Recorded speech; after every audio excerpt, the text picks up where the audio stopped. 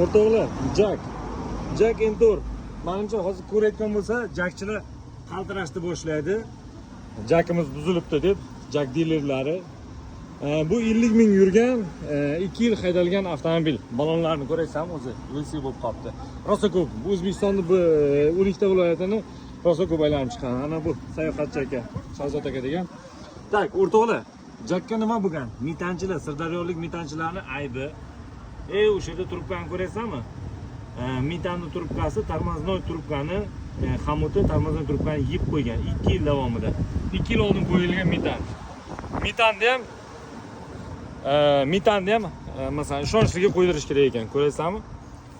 Akamiz yo'lda qolib ketgan, yo'lda qolib ketib, ba'zi asosda yetib kelgan.